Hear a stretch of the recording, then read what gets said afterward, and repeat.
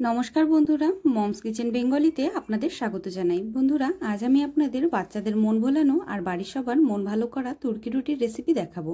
হ্যাঁ বন্ধুরা, তুর্কি রুটি খাওয়ার জন্য আপনাদের কারোর আর তুর্কি যাওয়ার কোনো প্রয়োজন নেই। আর এই রুটিটা আমরা ওভেন ছাড়া চুলায় তৈরি করব। তবে চলুন আর দেরি না করে রেসিপিটা শুরু করি। আমি একটা পাত্র নিয়ে নিয়েছি, তার মধ্যে আমি দিয়ে দিচ্ছি 1 বাটি পরিমাণ দুধের মধ্যে আমি দিয়ে দিচ্ছি 1.5 চামচ পরিমাণ ইস্ট।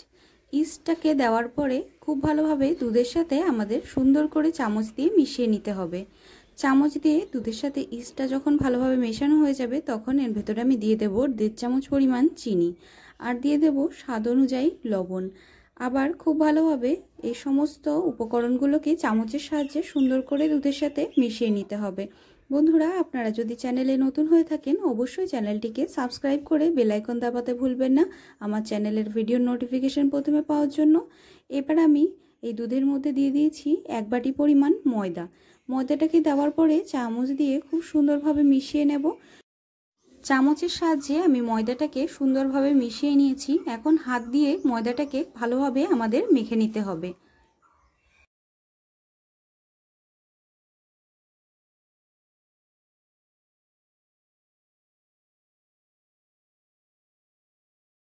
হাতের সাহায্যে আমি ময়দাটাকে বেশ কিছুক্ষণ ভালোভাবে মেখে নিয়েছি। এখন ময়দার ডোটাকে গায়ে অল্প করে একটু তেল লাগিয়ে কিছুক্ষণ আমাদের ঢেকে রেখে দিতে হবে। ময়দার ডোটা কিছুক্ষণ এরকমভাবে ঢেকে রেখে দিলে তারপর ডোটা সুন্দরভাবে ফুলে উঠবে, তখন আমরা তুর্কি রুটিটা তৈরি করে নেব। এখন চলুন বন্ধুরা, আমরা তুর্কি রুটির পুরটা তৈরি করে নিই। আমি গ্যাসের ওপরে একটা প্যান বসিয়ে দিয়েছি। প্যানের মধ্যে আমি দিয়ে দিয়েছি অল্প করে রিফাইন তেল। তেলটা গরম হওয়ার পরে আমি দিয়ে দিয়েছি পেঁয়াজ কুচি, দিয়ে দিচ্ছি লঙ্কা কুচি। আপনারা যদি এটা বাচ্চাদের জন্য তৈরি করে থাকেন তাহলে লঙ্কাটা আপনারা একটু কম দেবেন, অথবা আপনারা নাও দিতে পারেন। একটু ভাজা ভাজা হয়ে গেলে তারপর আমি দিয়ে দিচ্ছি গাজর কুচি। গাজরটাকে দিয়ে খুব ভালোভাবে কিছুক্ষণ একটু নাড়িয়ে চাড়িয়ে নেওয়ার পরে আমি দিয়ে দিচ্ছি টমেটো আর দিয়ে দিচ্ছি স্বাদ অনুযায়ী লবণ, দিয়ে দিচ্ছি হলুদ গুঁড়ো, দিয়ে দিচ্ছি লঙ্কার গুঁড়ো, দিয়ে দিচ্ছি গোলমরিচ গুঁড়ো আর অল্প পরিমাণে একটু মিট মশলা। সমস্ত মশলাগুলো দেওয়ার পরে খুব ভালোভাবে আমাদের নাড়িয়ে চাড়িয়ে একটু ভেজে নিতে হবে। আমি নাড়িয়ে চাড়িয়ে সমস্ত সবজিগুলোকে সুন্দরভাবে ভেজে নিয়েছি। পুরটা তৈরি হয়ে গেছে। এখন এটাকে আমি নামিয়ে রেখে দেব।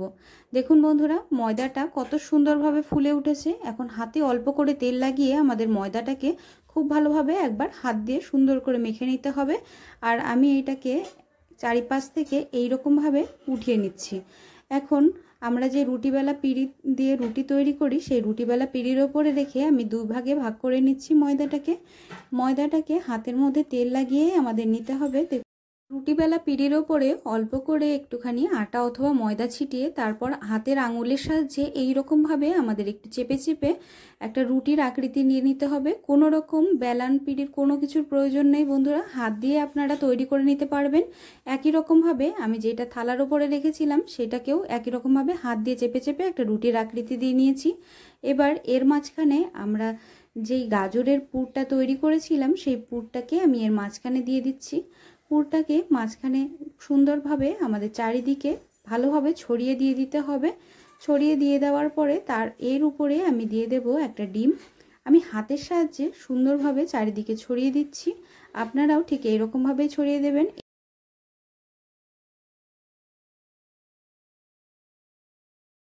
গাজরের পুরটাকে আমি সমস্ত রুটির উপরে সুন্দরভাবে ছড়িয়ে দিয়েছি হাতের সাহায্যে। এখন এর উপরে আমি দিয়ে দিচ্ছি একটা সেদ্ধ করে রাখা ডিম।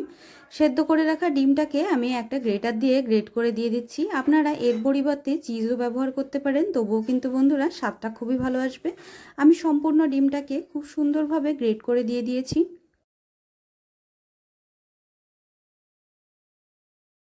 রুটিটার উপরে আমি ডিমটাকে সুন্দরভাবে গ্রেট করে দিয়ে দিয়েছি। এখন এই রুটির ওপরে আমি দিয়ে দিচ্ছি অল্প পরিমাণে একটু গোলমরিচ গুঁড়ো।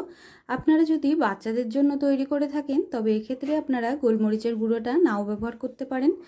এবার আমরা যে আরেকটা রুটি তৈরি করেছিলাম সেই রুটিটা দিয়ে এটাকে আমরা সুন্দরভাবে ওপর দিয়ে ঢেকে দেব। ওপর দিয়ে দেখুন আমি ওপর দিয়ে আরেকটা রুটি দিয়ে দিয়েছি। রুটিটা দেওয়ার পরে এইভাবে আঙুল দিয়ে চেপে চেপে আমাদের চারিপাশটা একদম বন্ধ করে দিতে হবে। সুন্দর একটা গোল আকৃতি তৈরি হয়ে যাবে। চারিপাশটা এরকমভাবে চেপে চেপে আমাদের তৈরি করে নিতে হবে, যেন কোনো পাশ থেকে না বেরিয়ে যায় ভেতরের পুরটা। দেখুন আমি সম্পূর্ণ রুটিটাকে সুন্দরভাবে তৈরি করে নিয়েছি। এখন চাকুর সাহায্যে আমরা এই রুটিটার ওপরে একটা ভালো লাগার জন্য একটা ডিজাইন তৈরি করে দেব। দেখুন আমি কোনো রকম অতিরিক্ত কোনো ডিজাইন তৈরি করছি না, একদম সহজ একটা ডিজাইন তৈরি করছি। চাকুটা আলতো হাতে ধরে আমাদের এই রকমভাবে হালকা করে চাপ দিয়ে এটা তৈরি করে নিতে হবে। হালকা একটা দাগের মতন তৈরি হবে। এটা কিন্তু যখন আমরা রুটিটা বেক করে নেব তখন কিন্তু দেখতে খুবই সুন্দর লাগবে। এবার ওপর দিয়ে আমি দিয়ে দিচ্ছি একটা ডিমের কুসুম। ডিমের কুসুমটাকে আমাদের ওপর দিয়ে দেওয়ার পরে চামচ দিয়ে খুব সুন্দরভাবে লাগিয়ে দিতে হবে চারিপাশে। রুটিটার চারিপাশে ডিমের এই কুসুমটা লাগিয়ে দিলে রুটিটা যখন বেক হবে তখন কিন্তু এর রঙটা খুব সুন্দর আসবে আর খেতেও কিন্তু খুব ভালো লাগবে। আর রুটিটা ওপর থেকে আর ভেতর থেকে খুবই সফট তৈরি হবে। চামচ দিয়ে খুব সুন্দরভাবে আমাদের চারিপাশে ডিমের কুসুমটাকে চারিপাশে সুন্দর করে লাগিয়ে দিতে হবে। আমি চামচ দিয়ে ডিমের কুসুমটা চারিপাশে ভালোভাবে লাগিয়ে দিয়েছি। আমি গ্যাসের ওপরে কড়াই বসিয়ে কড়াইটাকে বেশ কিছুক্ষণ ফ্রি হিট করে নিয়েছিলাম। এখন সেই কড়াইয়ের ভেতরে আমি একটা কাগজ দিয়ে দিয়েছি আর দিয়ে দিয়েছি স্ট্যান্ডটাকে একদম মাঝখান বরাবর আমাদের রেখে দিতে হবে। আর তার উপরে আমরা যে তুর্কি রুটিটা তৈরি করেছি সেই রুটির প্লেটটাকে আমাদের মাঝখান বরাবর বসিয়ে দিতে হবে। বসানোর পরে তারপর একটা ঢাকনা দিয়ে আমাদের বেশ কিছুক্ষণ ভালোভাবে বেক করে নিতে হবে। প্রায় 15 থেকে 20 মিনিট পর্যন্ত আপনাদের সময় লাগতে পারে। তারপরেই দেখবেন আপনারা এই রুটিটা সুন্দরভাবে তৈরি হয়ে গেছে। দেখুন বন্ধুরা, আমার তুর্কি রুটিটা তৈরি হয়ে গেছে। কত সুন্দর লাগছে দেখতে, কত সুন্দরভাবে, কত সহজে আপনারা এইরকমভাবে বাড়িতে তুর্কি রুটি তৈরি করতে পারবেন। একদম চাকু দেওয়ার সাথে সাথে দেখুন কত সুন্দরভাবে কেটে যাচ্ছে। একদম নরম তুলতুলে সফট পুড়ে ঠাসা তুর্কি রুটি আমি কত সহজে তৈরি করে ফেললাম। আপনারা এই রেসিপিটা অবশ্যই একবার বাড়িতে বানিয়ে ট্রাই করবেন। আপনারা বাড়িতে বানিয়ে এই রুটিটা যাকেই খাওয়াবেন সে তার কাছ থেকে কিন্তু বারবার বাড়িতে তৈরি করে খাওয়ানোর রিকোয়েস্ট আসবে। আমার রেসিপি ভালো লাগলে চ্যানেলটিকে সাবস্ক্রাইব করে পাশে থাকবেন। আপনারা সবাই খুব ভালো থাকবেন, সুস্থ থাকবেন। দেখা হবে পরের ভিডিওতে নতুন রেসিপি নিয়ে। আমার এই রেসিপিটা প্রথম থেকে শেষ পর্যন্ত দেখার জন্য আপনাদের অনেক অনেক ধন্যবাদ।